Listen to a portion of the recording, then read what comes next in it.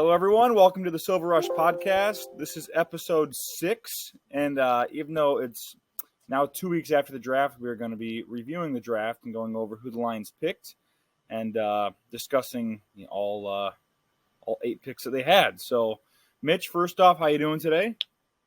Good. How you doing, bro? I'm great. Schedule is going to be released soon, and so it's an exciting time, and that's something to look forward to for now. But at least in this video, we're just going to talk about the draft. And so I guess we can kind of jump right into it, and we can just go kind of pick by pick. And, starting off with the first pick, Lions traded it back and then drafted Jahmyr Gibbs with the number 12 overall pick. And I know our reactions immediately were kind of like, what the hell?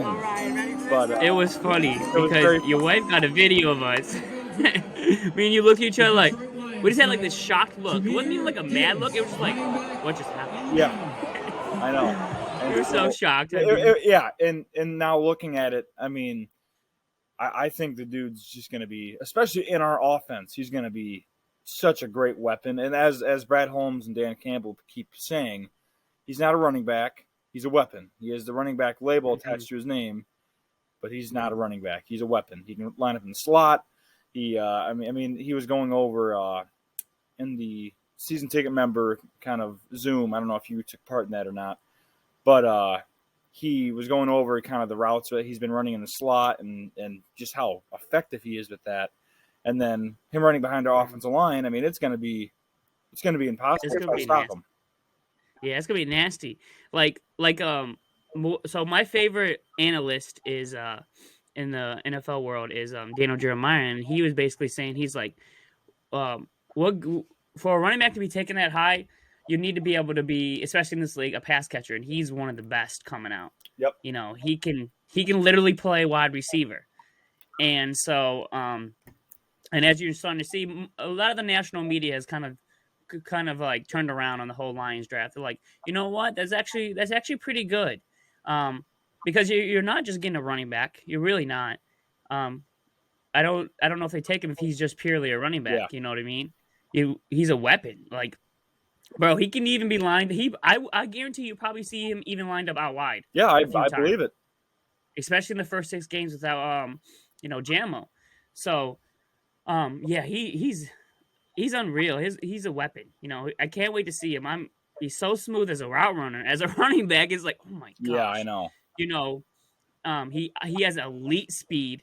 Like, oh my goodness, can you imagine when Jamo gets back? The speed we have in this offense is going to be insane. It's going to be nuts. Like, it's going to be insane.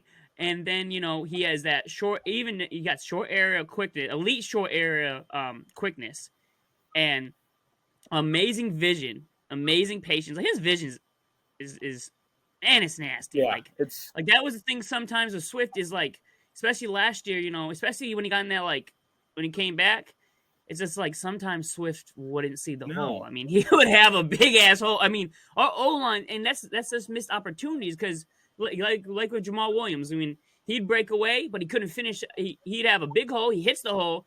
But he couldn't finish because he's not a home run threat. So he would get tackled from behind. So you leave touchdowns on the field like that. And same way with Swift, not seeing those holes sometimes. Yeah. I mean there was times, both times they played in New York last year, I can distinctly remember a time where he should have easily had a first down, and he didn't get it. Nope.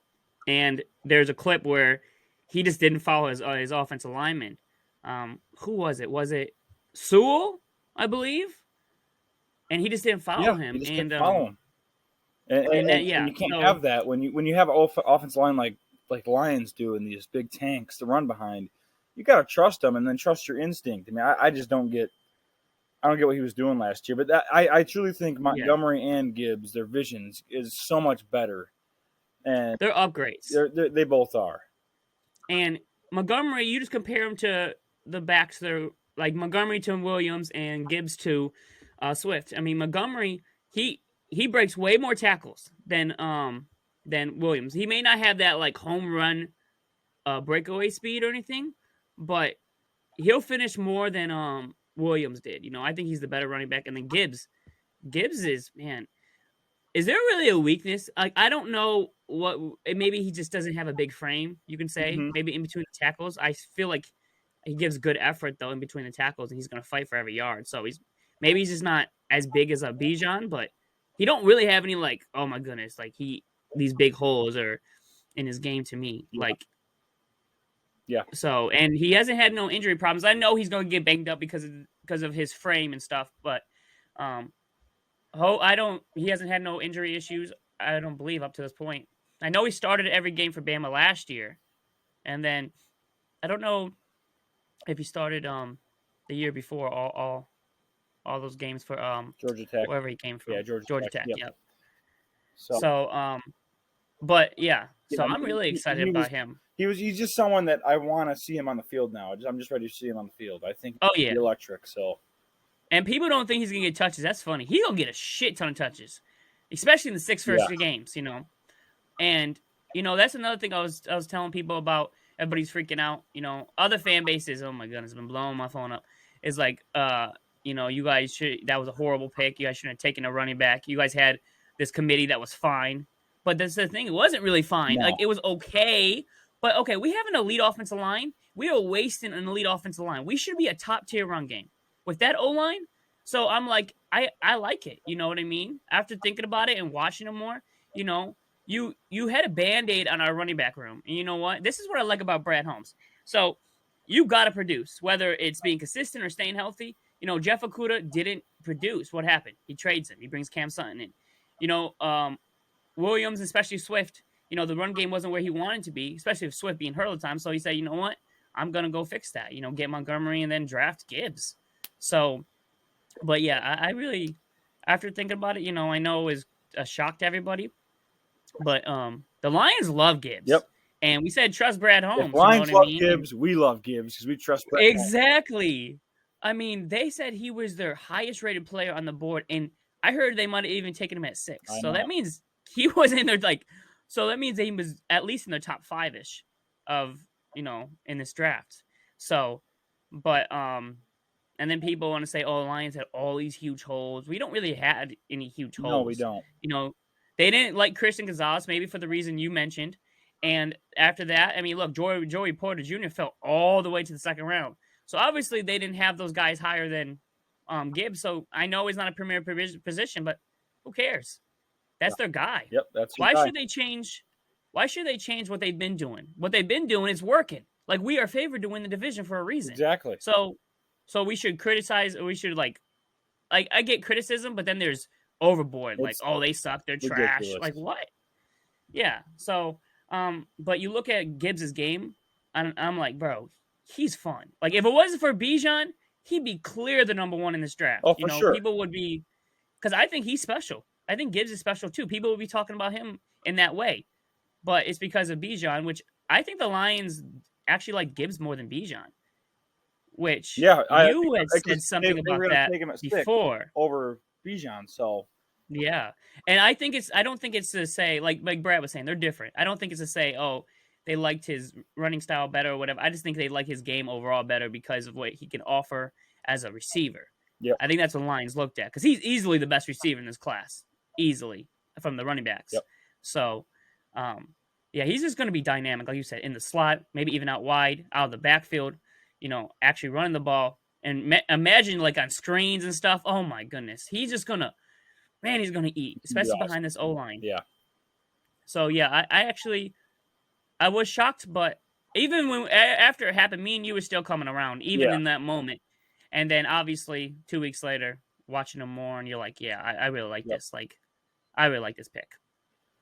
All right, so I have a schedule thing that just popped up. Do you want me to say it to you? Or you want me to? Sure. Wait. Is it about the Vikings? I seen that one. This is a new one. It's not 100% confirmed, but it sounds like it is. Raiders at Lions, Week 8, Monday Night Football. Bro, let's go! So let's fucking go. I was just waiting for one after seeing. You guys caught me in a moment. Yep. So I've been staring at that for about a minute or so, and just like, man, that's why you was looking like that. Yeah, I kept looking at it like okay. I was waiting for at least Hey, I wanted a Sunday Yeah. or Monday night at Ford Field, so there it is. Yep. Me So, and Ryan, that's what we wanted. So that would be our third prime time yep, and if you because, we include got, Thanksgiving, you got 4, and that's yeah, 3 of 3. All 3 are in the first 8 weeks. I would be surprised if they don't have one more in the last, right. I 9 think they weeks. could give us one more possibly. So, That would be exciting. cool if we got, yeah, that I'm happy. I'm happy. I wanted a prime time at home, Yep, so, and Raiders, I like that. I yep, like that matchup for me too. us, So, man. So that would be a lot of fun. Oh yeah, my goodness. and we'll I'm do our own separate podcast for the schedule release once that's fully out. But it's just something yeah, right now, and so I was looking at that. So man, and that was in the moment too. I like that. I know you got to get some breaking news live sometimes. So Right. um, That's sweet. yeah, okay. So now the next pick, um, and I know that this is one of your guys, so I know you're probably really happy about this too. Is Jack Campbell out of Iowa, Hmm. linebacker at 18.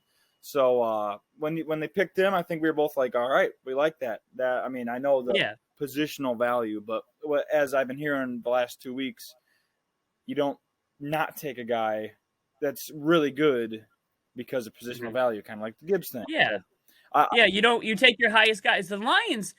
This is what I love about Brad Holmes and Dan Campbell. When they say something, they mean it. Like they say, look, we don't draft for need. We don't draft on positional value.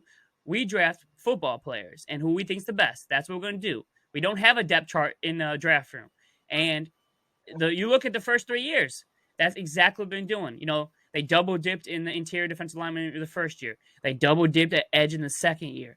So they're not really like going by depth chart, just going by who they think's the best football player. yep, So Jack Campbell is one of my guys. I had him in my top 5 of my guys, and it's such a perfect fit, bro. he's And athletic, he's strong, he's smart, yeah, and he loves and that's another football. thing about Brad and Dan. They draft athletic guys. They draft good football players that fit the culture, but they're also amazing athletes. Yep. And Jack Campbell, being that big, moves extremely well. Oh He's yeah. a actually great athlete, and I like, around the line of scrimmage, he's gonna be a menace. Yep. Sideline to sideline, 3-down linebacker, great in the run game. You can even send him off the edge. You can blitz him.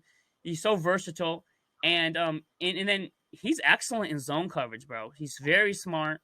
So we'll see more what he can do to hopefully develop more as a man coverage guy. But yeah, I think He's I still a love pick that that. I liked a lot, and so he interesting what it means for Rodrigo and Barnes, but we'll see, come training camp and everything, what they're doing. I could see some more three linebacker packages and things like that. But yeah, I still think Rodrigo and Campbell are gonna be the future, though. oh yeah, I think Malcolm takes a step year too, and it's gonna be hard to keep him off the field when the Lions don't. If you're the best player, they're gonna put you on the field. Yep.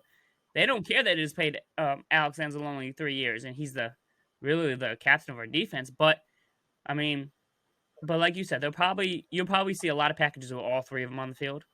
Yep, I think so it'd too. be more worrisome for Barnes. I doubt he'll probably he'll be on the team, obviously, but he won't. I don't think his role will be huge, No, like we thought it could be. But I think Rodrigo has a higher upside just by the way he plays and the way we've seen him play. So we'll see what happens there. But I think overall this pick made us happy and yeah. And people thought it was a reach, but I didn't really, because we talked about. Remember, drafts, people. All right, I know. Remember on our podcast we both said we think he'd go in the first round. He went. Yep. It wasn't like a real shock. That's why I guess because he's an off-ball linebacker, but I'm like, I don't know why people were shocked for that. That was a weird one. Nope, I like. But yeah, speaking of mock drafts, people got to stop, just thinking that, because look, every GM's big board is different. So you think the big board from the media and fans is gonna be the same as actual GMs? Like, that's crazy. Yeah. You know what I mean? So yeah, it's not set in stone like that. All right. So the next pick was Sam Laporta, tight end from Iowa as well. Yeah. And this pick, I don't want to say surprised me because I thought they'd take a tight end day 3 or day 2, sorry. And I think that his upside as for the way that when he catches the ball, his run after catch is so much better than Hawkinson's was, just based on what I've seen already. I know it's not all about run after the catch, but Hawkinson was a very good pass catcher, but after he caught the ball and when it came to the run game, he was just not much of an impact. where I think Right. Laporta can be a very impactful player. And so I like this pickup a lot. I think it's another person for around Goff that can help Goff's game. And now again, when the full squad's there and you have Gibbs and Montgomery out of the backfield, you got St. Brown and Jama on the outside. Now you got Laporta at tight end. You're gonna have a lot of guys who are gonna have one-on-ones that you can trust to get the ball to. So I was a little surprised at the time just because I didn't think a tight end would come off at 34 for us, but I like the pick a lot. What do you think?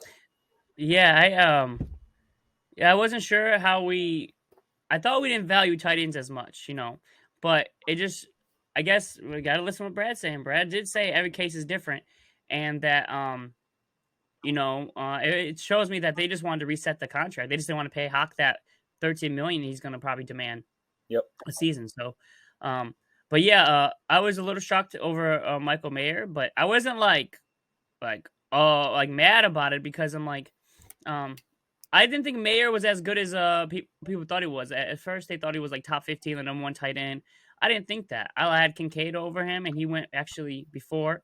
And so I wasn't, I didn't watch a lot of Laporta, but I did, I've been a Big Ten fan, see him when we played him and stuff. So, like, And I was like, I wasn't shocked by it. Like, I was shocked, but not really. You know what I mean? yeah. Like, it wasn't as big of a gap to me. No, and Iowa's offense was so bad, I think he got overlooked when he was probably like the one bright spot on that offense. So, I mean, you can say that. I saw that being like the reason for why we shouldn't have drafted him. It's like, yeah, but all these highlights you see on Iowa's offense, he's in a lot of those. If you look up Iowa offensive highlights, he's going to be in a lot of those. So, yeah, Iowa's defense was, offense was horrible.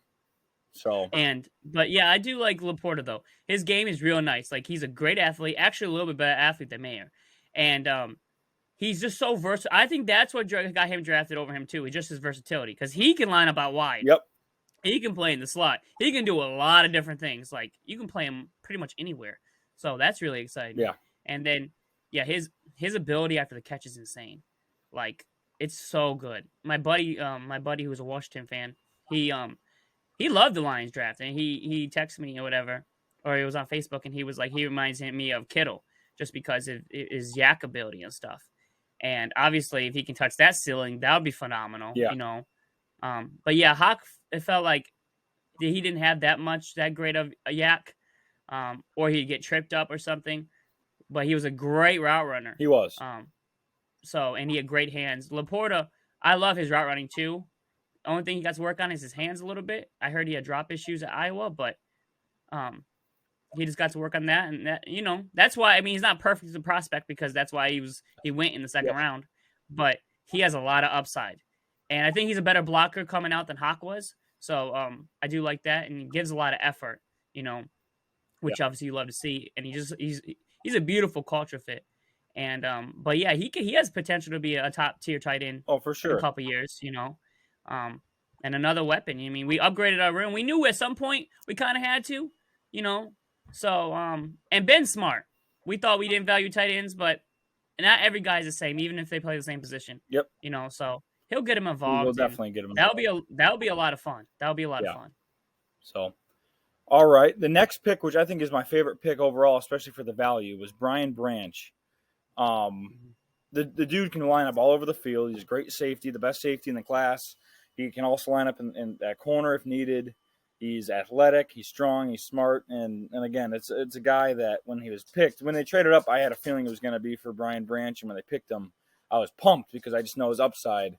I don't know if he's going to line up at safety, right away because we have Tracy and Kirby, and now we have C.J. Gardner-Johnson too, and I don't know if I thought he would be the slot for the most of the year, and so I don't know where they're going to put him this year, and maybe it's more of a special teams and occasional packages he'll be on the field, but next year he will be a stud starting, and maybe this year too. Again, they'll start the best players, but we'll see what happens overall. But I love this pick. This is my favorite pick, I think, overall of the draft.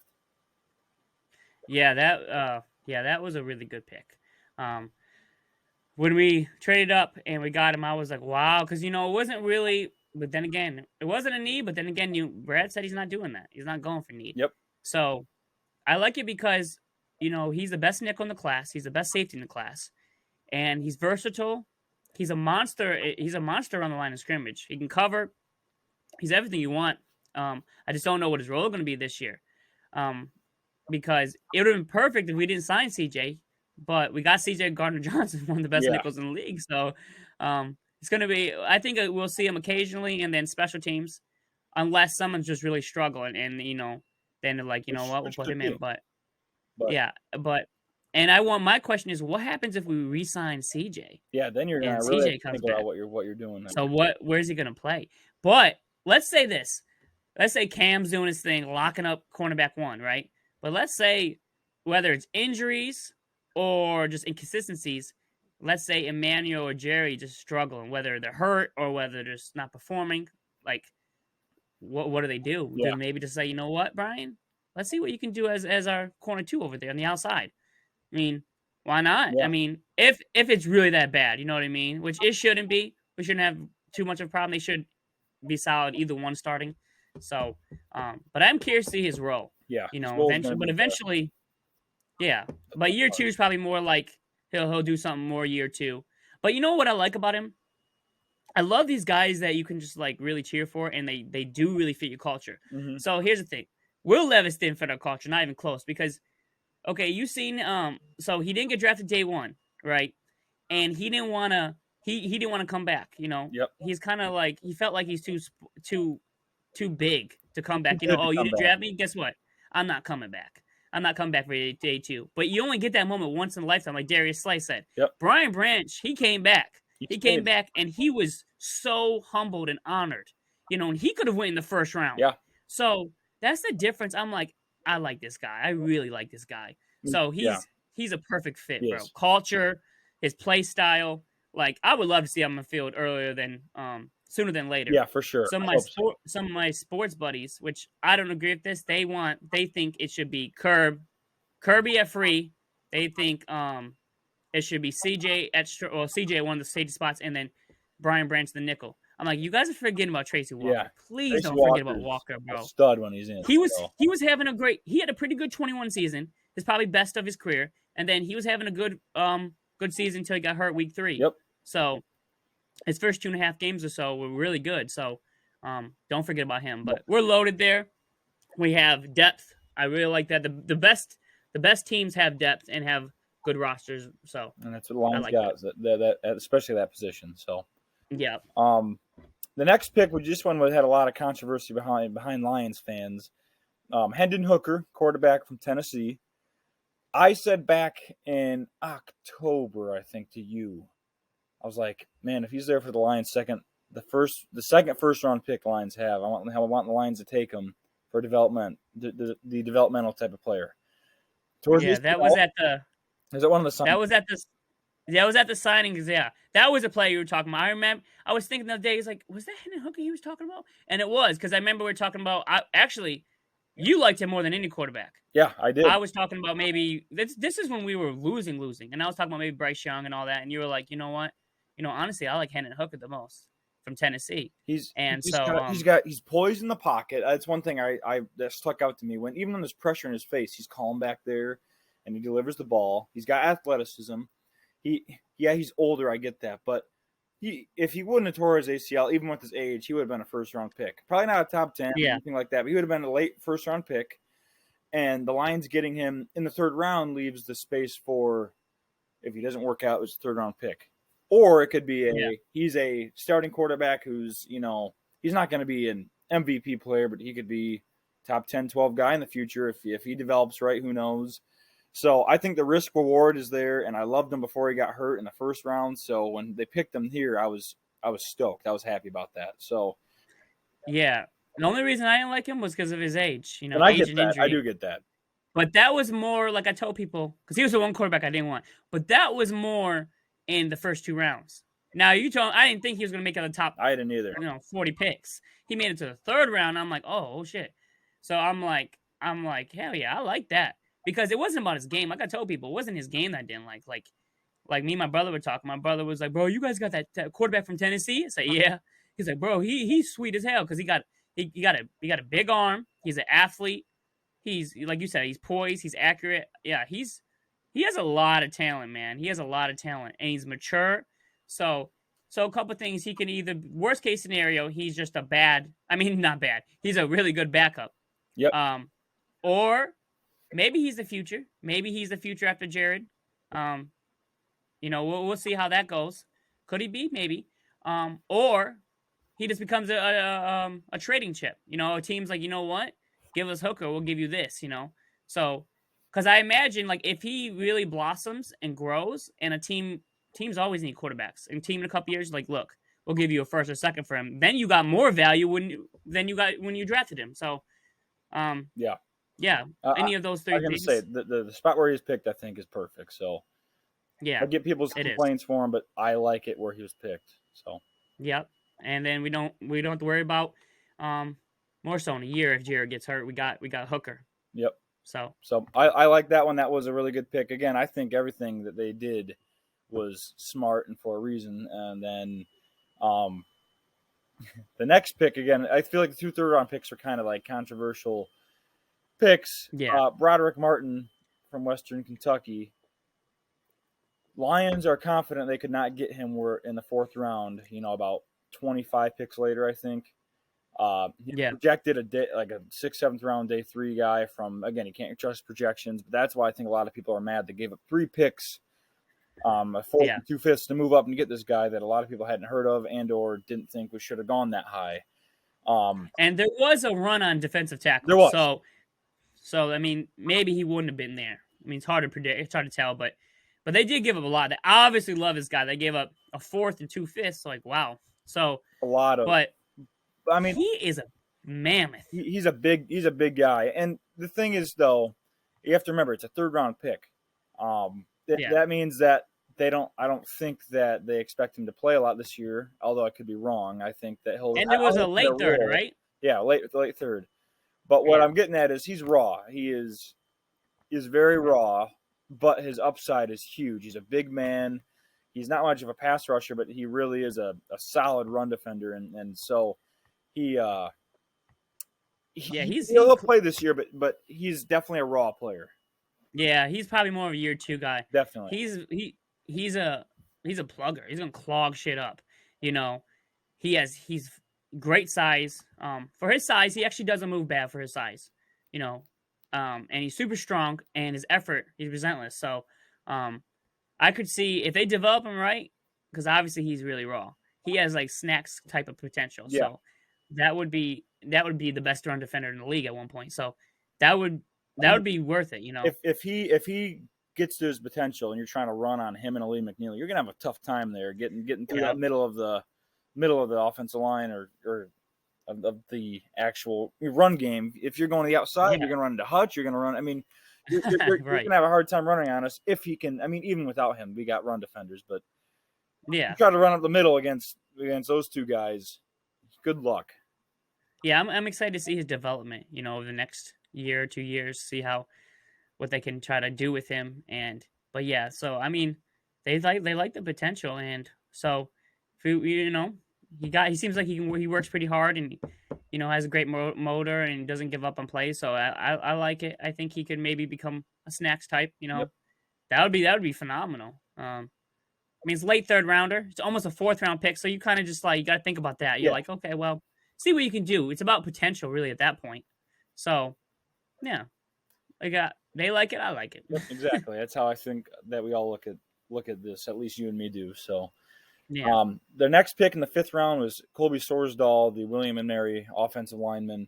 I don't know much about him. I haven't even looked up a whole lot of his highlights. I just know that he can line up anywhere on that offensive line. So he might be the new reserve guy. He might be the new 6th lineman when they have an eligible, tight end lineman. And again, if anyone gets hurt, he can kind of fill in as far as versatility, which I like a lot. But I haven't really watched much of his tape yet. He's one of the few guys I haven't watched much on. I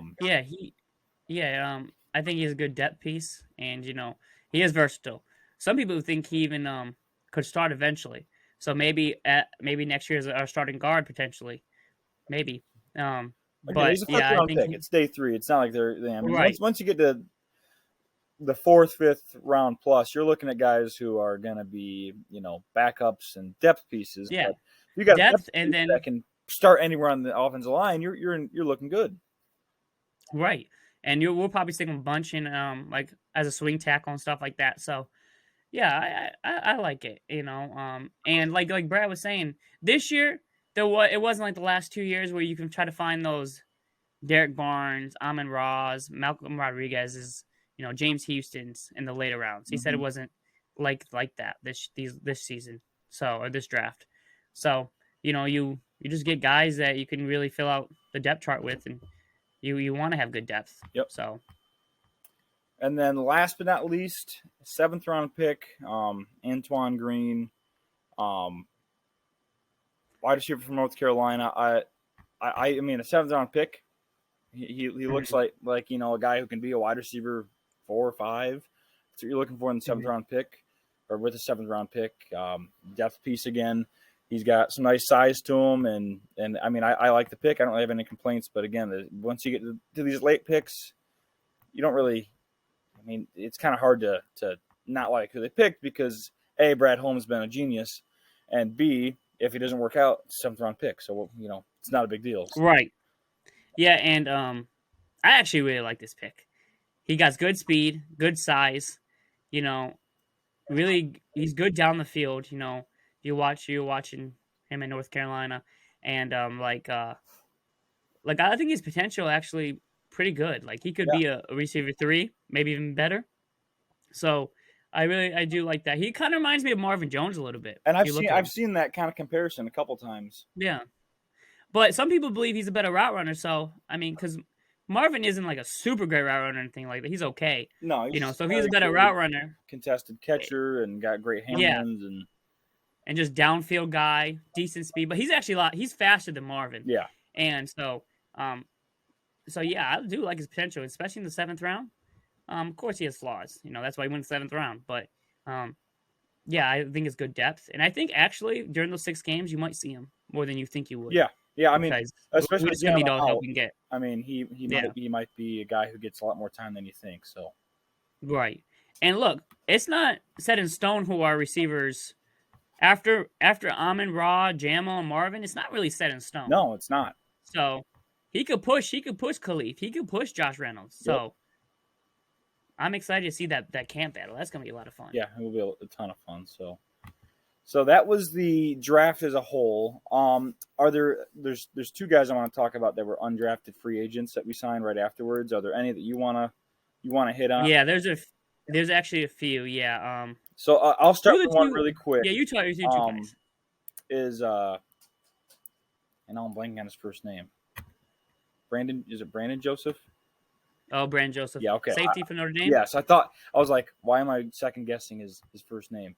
I think he's really, I mean, for a guy who went undrafted, I think his potential is good, and probably a practice squad guy because the safety room is booked and packed. But I do like him a lot as a potential, a depth piece, but a guy in the future who could turn into at least a role player. So I mean, I think that he should have been drafted in day 3, later rounds, but him falling, out of the draft and the line snagging him up, that made me happy, and I think he could be something in the future, at least a role piece in the future. So, bro, let me tell you a story. It's crazy we got Brandon Joseph because he was at Minnesota 2 years ago. He was born at Minnesota. Like he could have went to the draft and been probably a 2nd round pick. But he wanted to get his stock up to a 1st round range, so he wanted to do what Kyle Hamilton did, So he went to Notre Dame. It just didn't work out. He was way better at Minnesota. No, it didn't. And he ends up going from a potential 2nd round pick and a stud. I was like mocking him 2 years later to Detroit, 2 seasons ago. Like, oh, that would be so cool if we get him. But that was more like the 2nd round. And then, he took a gamble. And sometimes these gambles don't pay off. Hutch took a gamble, it paid off. Sometimes you take a gamble, it doesn't pay off. Yep. But he still got to the league, now he just got to earn it and work harder for it. But he will. But yeah, that's the thing. I love his talent. When we signed Brandon Joseph, I was like, what? But I'm like, shit, where are you going to play? I know. But it'll be a couple-year thing, but that's okay because even though has a lot of talent, he has some developing to do, and that's fine. He could be – it's tough. Do you want to put him on the practice squad and see? Because, a team could snatch him up. Yeah. But I just don't know how many safeties they keep. Right now they're keeping 4 at the very least. You know what I mean? Do they keep 5 safeties? If they keep a 5th safety, he's going to be the guy For probably sure. they would keep. So but yeah, he's one of the guys I was going to talk about too. I love his talent. And we're deep there, but you don't know. You don't know what the future holds with C.J. Gardner or Tracy Walker. So we'll see with those guys. Yep. But yeah, I love that pickup. Who's your? I mean, I'm sure we have one of the same other. I got 2 guys. All right, let's Two hear the more. other 2, and I'm sure one of the 2 is going to be the same guy I'm going to talk about. Okay. So Sterling Thomas, cornerback, UAB. Okay. Yeah, I remember watching him, and I didn't know. I was so shocked when we signed him. I didn't know he didn't get drafted. I'm like, he didn't get drafted. Like, I think I really 5th round a couple times to the Lions. Yeah. And stuff. I really like his potential. I really like his potential. I did too. Like, I was like, oh, you can get him late. He could be one of those gems for real. So I think he does make the roster. Honestly, I think he has the potential to pass up Will Harris and get behind Jerry Jacobs and Emmanuel as maybe the 4th guy. So that would be nice. And I would even love for him to push thumb, Yeah. This competition is going to bring the best out in you. But I love his talent. So I think he could be another Jerry Jacobs, undrafted free agent that could one day start. I don't know if it's this year. But yeah, that was the one I loved. I was like, oh wow, we picked him up. So him, Brandon Joseph, and then who's your my third, your second. I think the same guy. Go ahead. Mohammed. I don't want to say his last name because I don't know how to pronounce That's it. exactly all I wanted you to say because I knew we had the same guy. Mohammed Abraham. I think Abraham. I watched him a ton. I just can't remember how to pronounce his last name. But he's a beast. Oh my goodness, bro! In my my draft group thing I got, we were talking about him being the most underrated running back, and people forgot about him, and he'd be a steal late in the 5th because that's where he's projected to go. And then we took him. We picked him up. Wait, we got him. We got Mohammed. Yeah. And I remember him in Minnesota, bro, a couple years ago before his injury. He was gonna go in the 2nd round. He's just a monster. And he came back from injury and he balled out. And people kind of just forgot about him because he's a little older now and all these other running backs. And I get it. It was a deep class, but damn, he definitely should have got drafted. He's just he's a bruiser and he'll make you pay. He'll make you pay.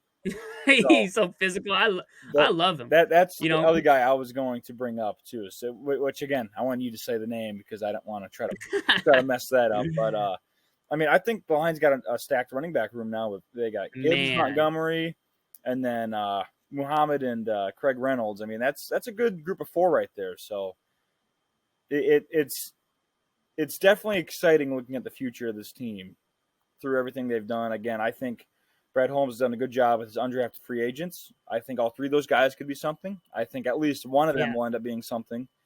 And the draft picks. I mean, I think 5 of the first 6 picks outside Hendon Hooker are going to be a big part of this team's plans this year, even at some point. Yeah. So it's exciting times, and I think this draft again. I'm not going to give a grade because I hate doing grades. No one's played a snap, but I think you'll look back at this class in 2 years and be like, man, there's a ton of studs Lions grabbed this class. And back to Mohammed, my buddy, he wasn't happy he came here because he wanted to see him get a starting opportunity eventually. Coming here he's going to be the 3rd back, so he won't be starting or anything like that. But that just gives us a deep room with Jameer, and I'm super excited about Jameer, super excited about Jack. Man, so our offense literally has no holes. I know. I don't see a hole at all. And our defense is going to be way better than people think. Oh, yeah. The edge group is really good. We got to see. We can finesse a little bit in the interior. We wanted to get a pass rusher there, but it's okay because you can throw Hutchin inside. You can throw Kaminsky in the inside. You can throw Pascal. So guys are versatile.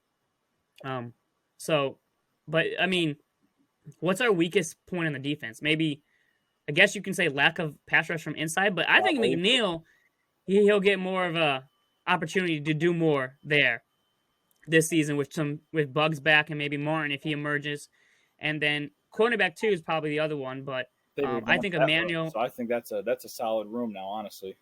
Yeah, I think one of those guys will be solid. Emmanuel or Jerry solid enough, you know. So yeah, I love our linebacker room. I love our edge group. I love our safety group. And the rest, I think they're gonna have the defense is gonna shock some people. And the offense is gonna be explosive as hell. So Yep. yeah, I'm real excited about it. Yeah, me too. So that was our draft recap. We're going to be back quick, I think, for the schedule release, just because that's exciting times. We'll find a time over the next couple days to get that knocked out and done, and then we'll post that as well. But this was our draft recap. We'll be back before you know it, and as always, go Lions. One pride, baby. Peace out, y'all.